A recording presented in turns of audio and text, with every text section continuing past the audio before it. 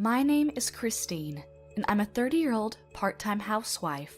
My husband Vin and I have been married for 6 months, and I think we have a very nice relationship as a couple. However, no one is perfect, and there's something about my husband that bothers me enough that I feel like I need to talk to someone about it. That is that he does not get along with my parent-in-laws, which are indeed his own parents. I know it's common for people to not get along with some members of their family, and if Vin's case wasn't different, I don't think it would pose me a big problem. All I'd have to do is to help them get along enough every once in a while, or something like that. But, unfortunately, his case is different indeed, all because of the way he hates them. It's very unusual, and quite frankly concerning.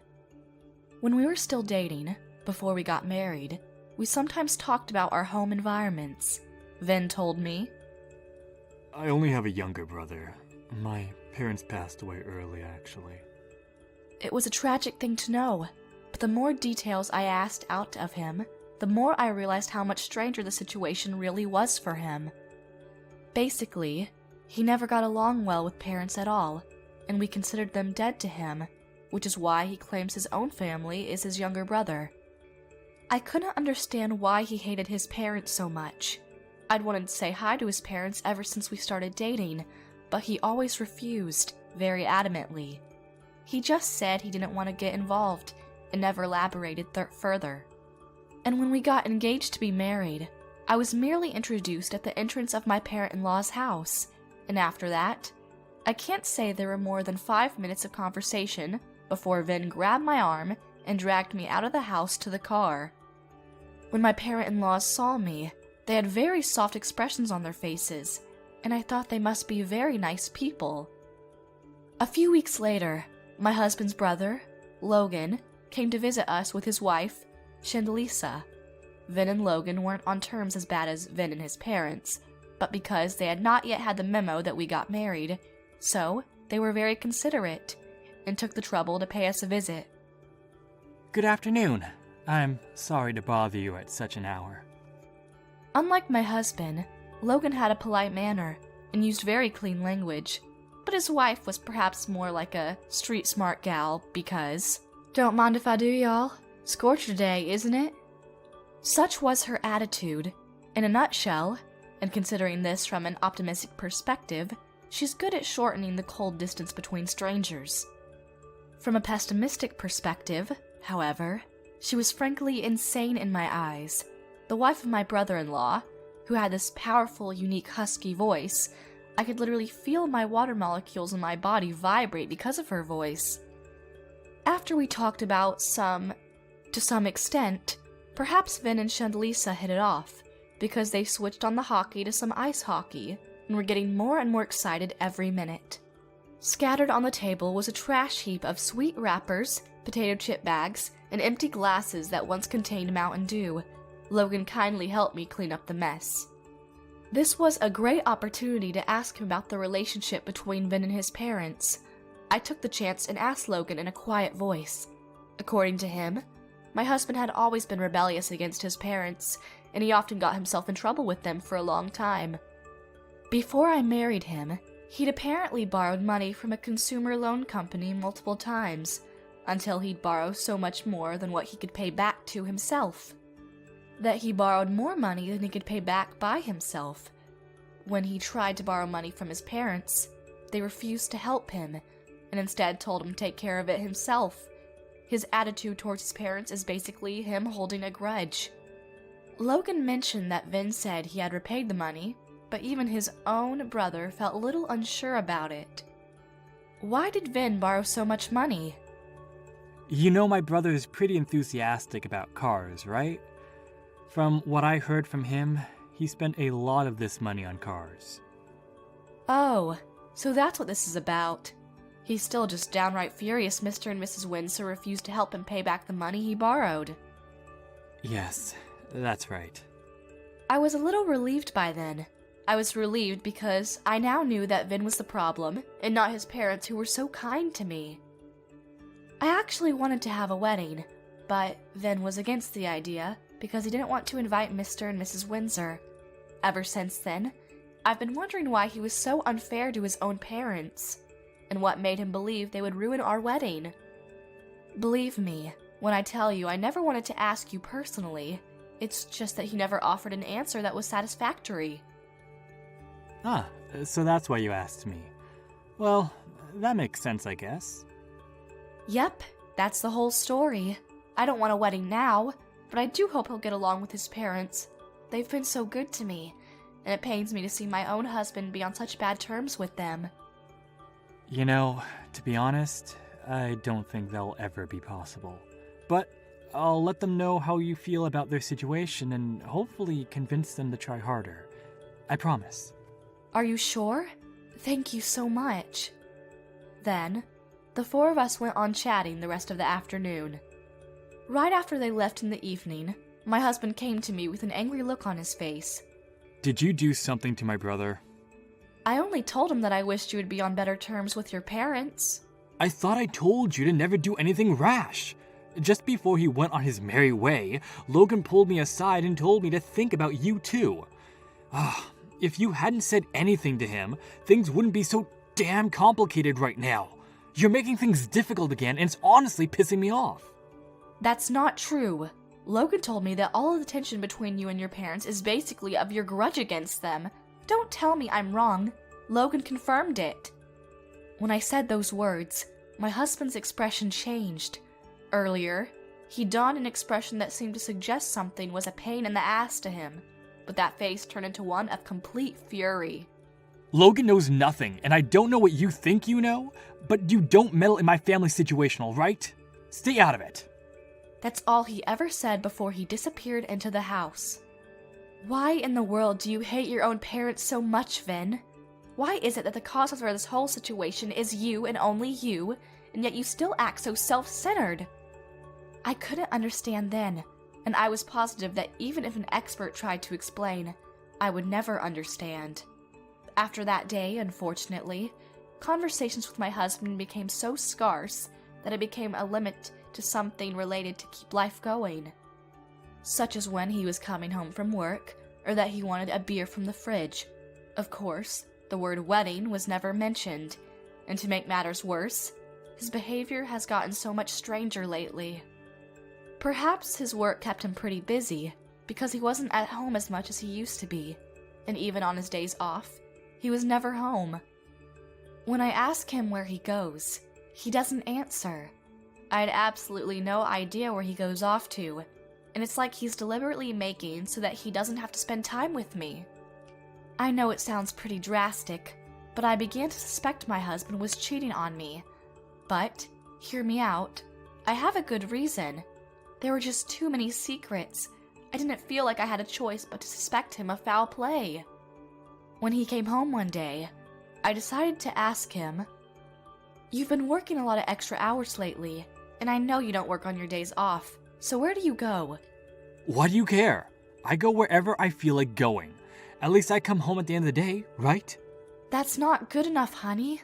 We're married, and I feel like there's a lot of secrets between us.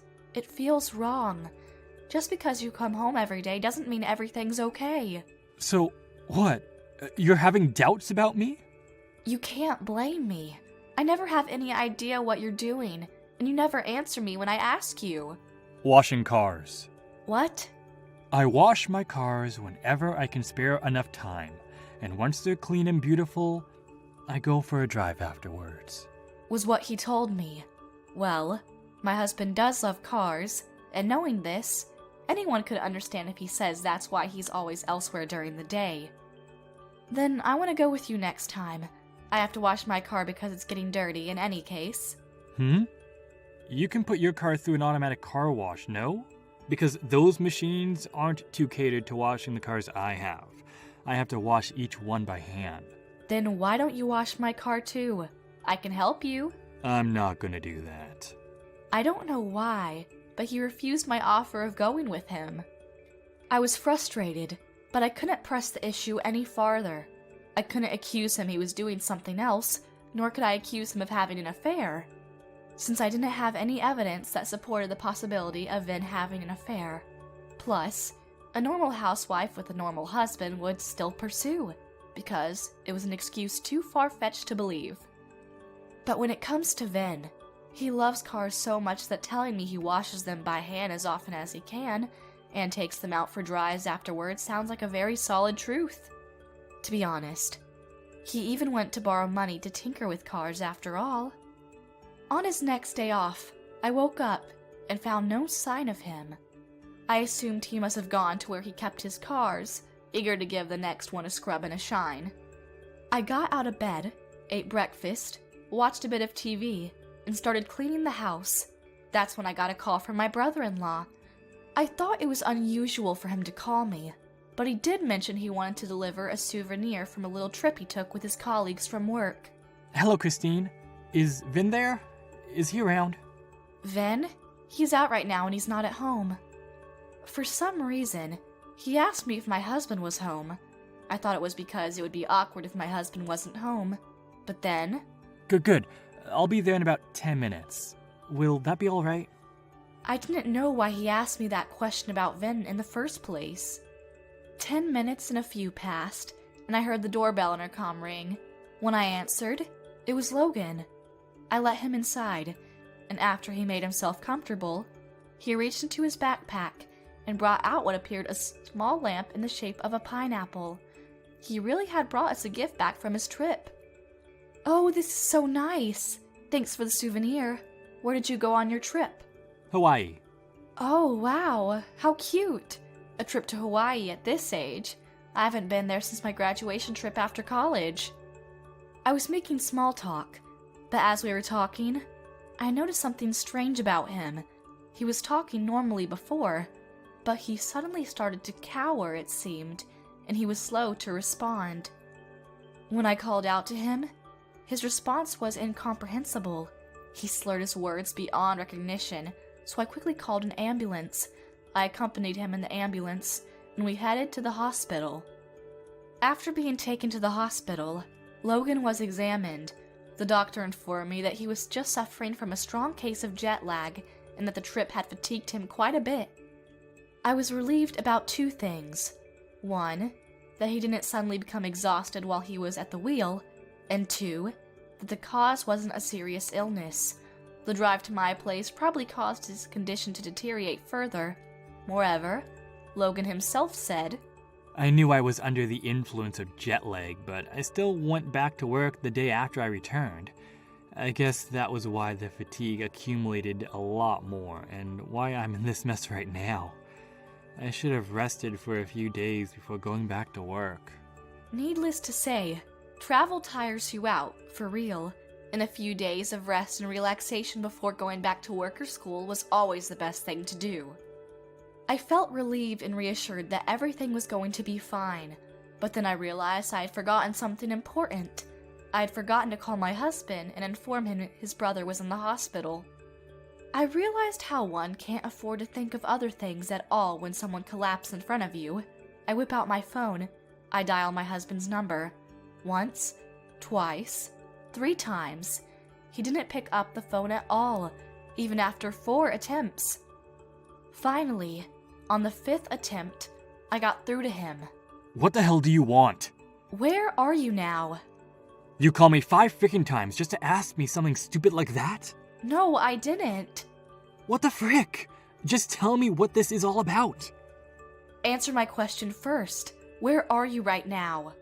Alright, fine. You win. To tell you the truth, I'm at a cafe talking to Logan. I had something I want to discuss with him, okay? That should be enough of an explanation. Now don't call me again, please. I'll be home for dinner tonight. Hanging up now. Shocked by my husband's lie, I kept the phone to my ear long after he hung up. Never before in my whole life was I so stunned. There was something else that was bothering me. I heard a woman's voice in the background.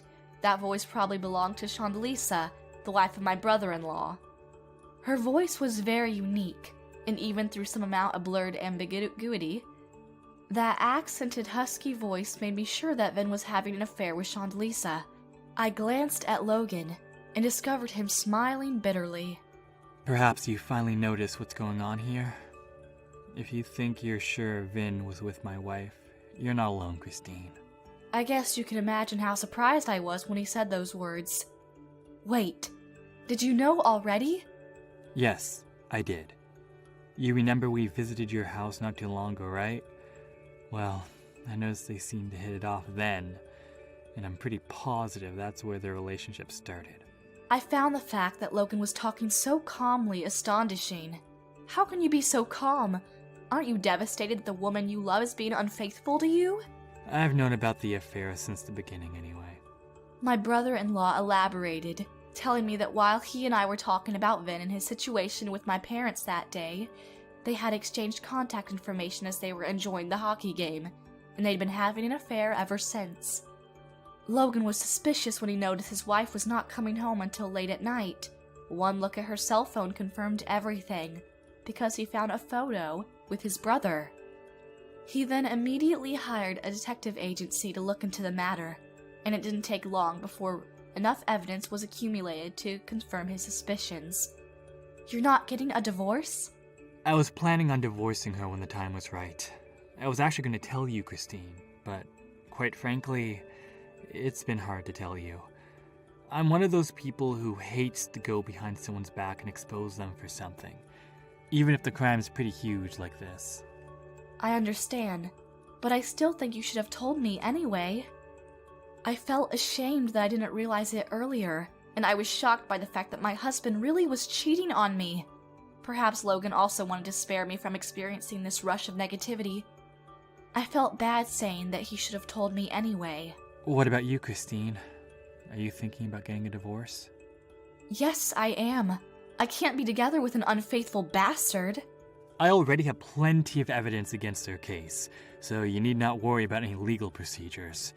Let's proceed with the claims for alimony and make them pay well for what they did to us. Logan then displayed a mischievous smile. He also rubbed his hands ominously, but I didn't know if it was intended to be funny. To tell you the truth, my wife still thinks I'm on vacation, traveling to Hawaii. Wait, what? What do you mean? I knew she was going to see Vin while I was gone, so I lied to her. I lied to prepare for the divorce and get revenge. That's amazing. You've been planning this for a long time. And you only found out about it today, Christine. I'm not surprised you're not prepared at all. Thanks for supporting me, Logan. I really appreciate it, especially during these dark times. But now that you mention it, it makes sense. What does? My husband said he's leaving tomorrow for a business trip overnight. Yes, that's right. It just so happens that he's going on a business trip, even though he basically never goes on any at all. My best guess at that point was that he was going on a trip with his new girlfriend. And it seemed my brother-in-law was thinking exactly the same thing. I couldn't forgive them both for thinking so low of me, thinking that I would never find out about their affair. Then came the doctor, who told us that Logan could go back home to rest after the IV was finished.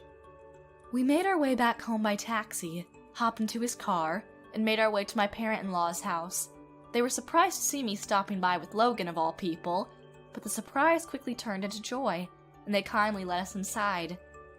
As we helped ourselves to some coffee and donuts, we explained that we discovered the cheating.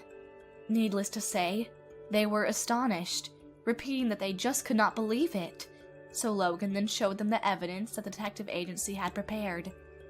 10 seconds later, they were bowing their heads down to me in deep, heart-wrenchingly sincere apologies. Mrs. Windsor was crying. I quickly and kindly assured them they were not to blame. It was my husband's fault, and Chandelisa's. Mom, Dad, please don't apologize. You really did nothing wrong at all. It's all Vin and that backstabbing wife of mine. Yes, indeed, Mr. Windsor, Mrs. Windsor. Please raise your heads. I'm thinking about getting a divorce, and so is Christine. I suppose you two also think this is the best thing to do with the truth in mind. But I have a favor to ask you. What Logan asked his parents was that in the event Vin comes to them for help, that they don't offer any help at all. He asked them not to give any support for alimony or anything else. I agreed with his request, considering the weight of their crime. Vin and Chandelisa alone should be responsible and pay accordingly. I also requested my parent-in-laws what Logan asked, and they agreed.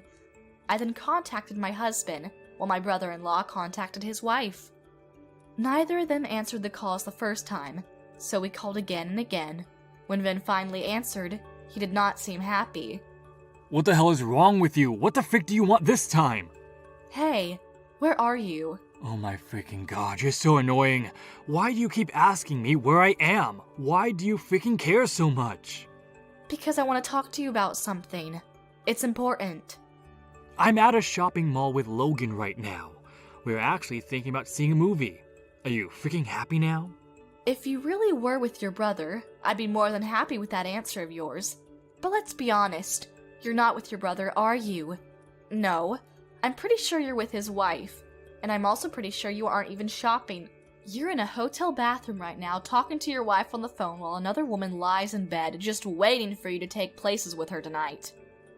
Good thing I was alone when I said that. That would have hurt Logan for sure.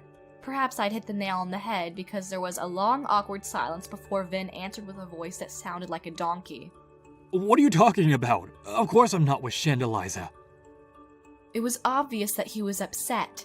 I could tell from his heavy breathing. And also, over the phone, I could hear the characteristic voice just beckoning him to come back into the room. I can hear her voice in the background, you know. You hear that kind of voice everywhere. It doesn't mean I'm in a hotel room right now. No, you don't hear that kind of voice anywhere around here, to be honest. But anyway, I see you're trying to convince me otherwise, but it's too late. I know everything. I already know what you're doing, and you can't change my mind. Divorce me, please. Divorce? Now hold on a second, that's pretty dramatic all of a sudden. I have no idea why I would be dramatic, honestly. No matter how hard I try to tell him I really want a divorce, he doesn't understand. Whether he truly doesn't, or rather doesn't want to, is up for speculation. I only had a little fling with my brother's wife. It doesn't mean it's serious. It's only just me letting my inner man run a little free, you know? If you don't think it's serious, then why are you still with her right now? I can't understand. And why would you go to the trouble of having a relationship with your brother's wife of all people? Because she thinks I'm cool and handsome. That's why. You're so disgusting. I don't even want to call you anymore. Before I hang up on you for the last time, I'll tell you two things. First, I've already hired a lawyer to help me with the legal procedures to charge you the alimony you damn well owe me. And second, you be sure to tell that wife of your brother's, butt naked in the nearest room, I'm done. Don't contact me again. I hung up the phone without hearing his answer. Logan also successfully talked to his wife and settled a divorce before hanging up the phone. All the while, my parent-in-laws were on the phone, talking to a well-respected lawyer's firm, explaining the situation to them, and asking for their services. They were happy to help us out with handling the divorce, and as for the alimony itself, we personally told them what we were hoping to get. They assured us that everything was going to be done accordingly. After that, Vin felt isolated in his job when he talked about how he divorced his wife by having an affair with the wife of his own brother. Some of them were pretty upset about the whole situation, and went so far as to send me letters of empathy and condolences. From my ex-husband's perspective, it was beyond strange for some woman to divorce him over something as small as having a little fun with his brother's wife. But, considering the situation from an objective perspective, common sense alone should tell you that it's wrong to cheat on your wife. Not only did he break that unspoken rule, but if even went so far as to drag your own brother's wife down with you into a pit of nightmarish misery. Perhaps people around him actively started to avoid him, and perhaps it became harder for Vin to stay at his job because he was fired from his job after repeatedly going AWOL. Logan's wife, who was a full-time housewife, had to work to pay the alimony charged against her, but because she had never worked before, she was never good at her job. She couldn't stand being scolded and criticized at her newest job anymore, and she quit. She then struggled to find regular, stable job thereafter, and instead took the easier, more riddled with dark consequence course of action by borrowing money from a bank to pay the alimony, placing herself in a large amount of debt. Nowadays, she's somehow managing to keep a budget by working as a part-time laborer. It also seemed like my ex-husband and his girlfriend got married later on. But they both had lots of debt to pay off. They got increasingly frustrated and things didn't work out. They divorced after 6 months. All they had left was a whole lot of debt and a whole lot of loneliness. Now, both are struggling to make ends meet with loads of work, day and night. As for me, I thought the divorce would make me depressed for a while, but surprisingly, it didn't. My coworkers worried about me because I was so calm about it, and some have said that they genuinely thought I'd lost my sanity. My relationship with Mr. and Mrs. Windsor and Logan remained on great terms, and to this day, I occasionally have dinner with them. Sometimes I dine with Logan privately. We joke to each other, saying that if we found someone nice, that we'll introduce them to each other. But I really don't think either one of us is ready for something like that just yet. And before you get ahead of yourself, no, I don't think Logan and I will ever become a thing. But who knows? Maybe life will prove me wrong, or maybe it won't. In any case, as of now, I'm concentrating on my work, hoping to get a promotion soon, and I'm going to do the best I can to live a life I believe I deserve.